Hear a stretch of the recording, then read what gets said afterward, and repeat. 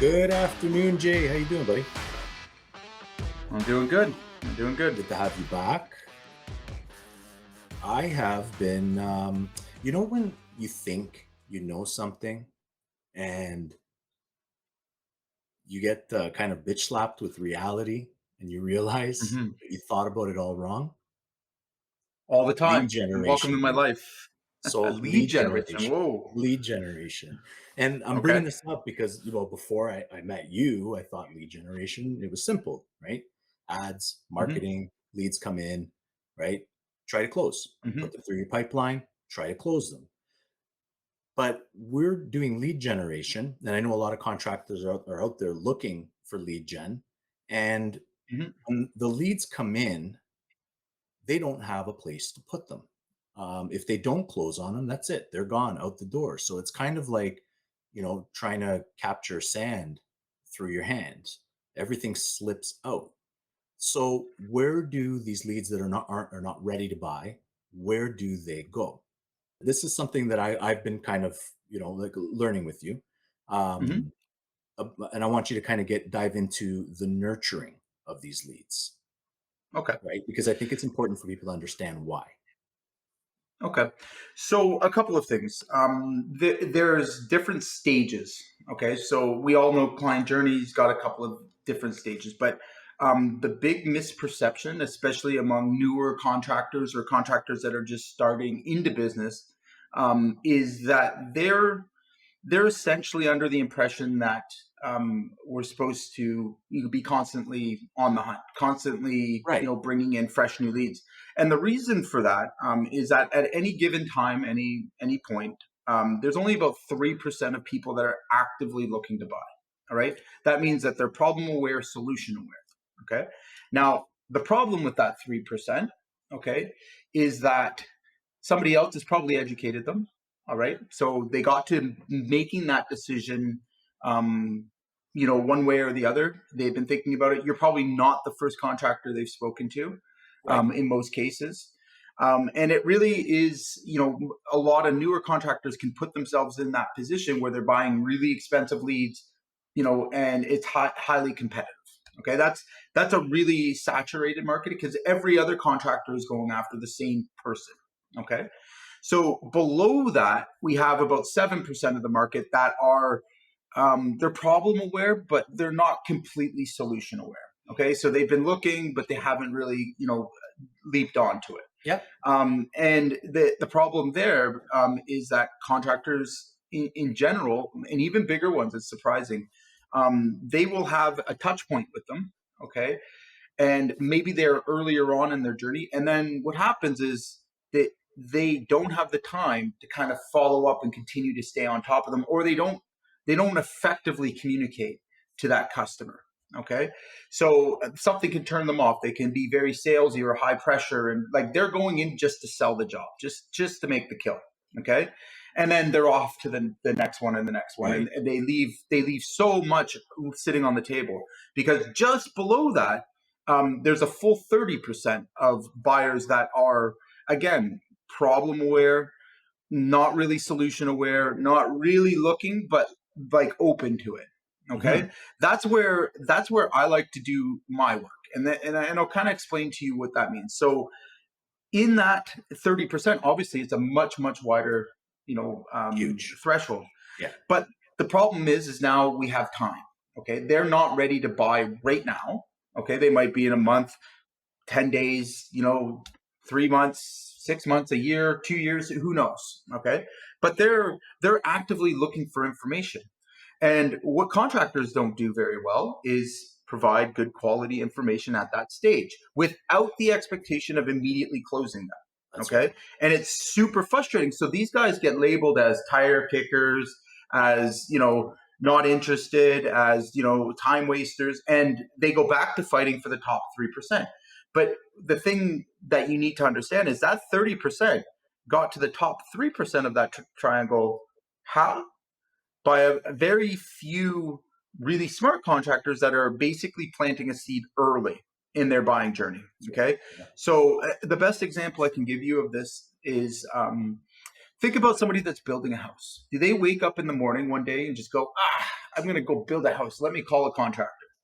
No, that's not how it works, right? They may have been in research for a year, 2 years. They might have been at home shows. They may have been at a ton of places where they're trying to gather information. And it's just the way that our brains work. And it's more prevalent, it's even more prevalent with the younger generation. That's So, right. Yeah. the way that we do business is that most of our research is done on the internet. And then, we look at reviews, but we've already pretty much chosen who we would work with before we even make the call. Okay. So the idea here is that we want to actually capture their attention and hold it while they're going through the process. Okay. So I'll give you an example of how you can leverage this. And then where systems come in and where nurturing comes in is we use a lead magnet. Okay. A lead magnet is essentially a piece of value, all right, that we're exchanging as a bribe. What's the bribe for? Their contact information. The contact information is more valuable, at that stage than anything that I'm going to give away up front. Okay. So I give them a buyer's package that basically explains everything about what a metal roof is, what they shouldn't do, what they should do, and gives them a checklist and a decision tree on how to actually make this major purchase. Okay. Value. Yeah, huge value. And we get it all the time. So, and then behind that, now basically, we have a very small connection, and we build on top of that with email campaigns, with our cold outreach, our call campaigns. But they're basically going through our CRM, and what we're doing is warming them up. Okay, so even if they don't open the emails, we already know subliminally we're in their email box. They know who we are, right? And it takes about 9 touches for someone to recognize your brand. Okay, period. That's just the way it works. So what I don't want to have happen is when it comes time to making the decision to buy, that they're confused on who I am or anything like that. I'm already the trusted source. I'm already putting myself as a resource in their mind, and they're already basically reaching out for us to do the quotes. And a lot of times these quotes come with no competition. Okay, meaning that they're not out getting 3 quotes. We've already done enough of the work that we've built their trust. We've built the value. They know what they want. And we've made the decision and the problem complex enough that they don't want to go through the journey with somebody else. And even if someone else did show up, all right, they're being priced against me. All right. So when you're only being compared for price, you're going to lose 9 times out of 10 because I win more jobs and I'm double the price. All right. Based on value. But where did the value come from? It's not that they just called me up and I went and hard sold them and I gave them that much value. And no, nobody likes to be sold. Right. So again, I gave upfront value.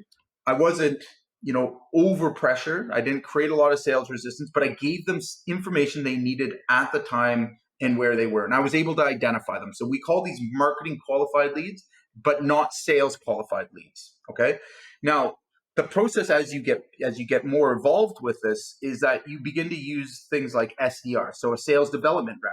All right. This is somebody that isn't necessarily your frontline closer, but their job is just to stay in touch, just to go through social media and attach ourselves to them, get them following our links, get small micro commitments from them, and then when the time is right, and we can tell because they've been consuming our information. So when they open an email, when they open a text, when they've been on our thing, the system tracks all of that. So what we're developing is that client journey, and we know ours very well, right? So most people that are in the market for $100,000 metal roof, all right, again, take more time than if they were just buying shingles because it's a big purchase. This might be 6 months, this might be a year, this might be 2 years. We've had it 5 years, where because we stayed in front of them, because we remained in contact, when it came time, we were the only choice. The only right? choice. Yeah. So this is where the pipeline now is. You're not relying constantly on this up and down because, again, think about it this way. The market goes down, all right, which for a lot of contractors it has, all right. Mm-hmm. They don't have that backup resource. They can't pull organic projects out of their database. The other thing that they make a big mistake on is they give up early, and then they think that, well, PPC doesn't work, and they go off to the next shiny object, or this doesn't work. It all works. All of it works. The difference is how long are you willing to wait for it and how much are you willing to pay for it. That's the big difference, right? So again, if I'm acquiring a lead and in that lower part, the way the algorithms work is, they haven't shown signals that they're in a buying position. These algorithms are ridiculously smart at knowing this, right?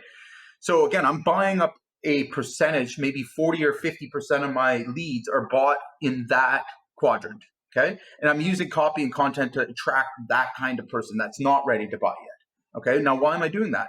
Well, if I pack my funnel full, let's say, I've got 1,800 marketing qualified leads. Well, I only need, 100 out of that. So as I'm converting them, and I'm basically leaving a pile of, unconverted, because like I said, they're thinking about it, but they're not ready to go over it. All it takes is a little bit more conversation, a little bit more, finesse, and for their points, and we use a point system and engagement score, for their Mhm. engagement score to get to a certain rate. And we can basically time our pipeline. That's where we get really consistent with, the amount of business that we can do, right? And when things go down, we're not so hurt by it. We've got a good insulation built. The other thing too is using those lists to make additional offers, right? You don't have to you've got your core offer that you've made, but again, I think I shared this story with you a while back about, when we went back to all the roofs we had lost to other competitors, and we knew there was three things they didn't provide. They didn't provide snow guards.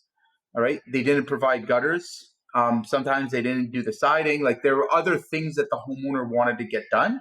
All right. And that company did the work and then just vanished. Well, we come along again and remarket to them, and we end up pulling $1.5 million in revenue out of a single campaign, just going back and cleaning up everybody's, leftovers. That's So it's like, wild. it's not easy though. Like, That's again, wild.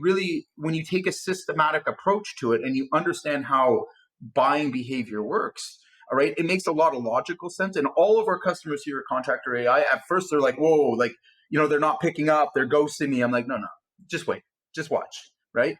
And it always works out. I'm like, I'm buying you enough leads that, like, you're going to get to your destination no matter what. But those top of funnel leads are expensive and they're competitive. All Yes. right. Very Keep competitive. working Yes. on keep working on the other ones that are below that. And again, the system's doing the work. The system's measuring the metrics. And then all it takes, like I said, is an SDR to come by, at the right time, right place, make that phone call. Now, knowing the right time is all to do with the engagement score. So if they're showing that interest again and opening up emails and, text and responding and stuff like that, that tells you you have an engaged buyer. That tells you that it's time for the SDR, and they get put on a phone list immediately. We start to call them.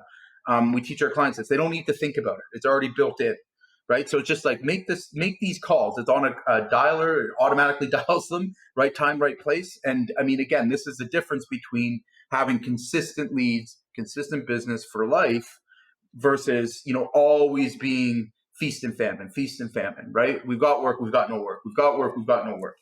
And again, as the market goes down, like it has, this is where it all pays off, Yeah. because everybody's just at a standstill. Meanwhile, you've been planting your seeds and farming your markets all the way through, and you get to slide right through, a big recession, pulling everybody else's resources away from you. So That's it right, because works you have somewhere to pretty draw well. from. Yeah, which is Right. crazy. What would you say, Jay, like the percentage of construction companies that use a system like this out 3%, there? 4%.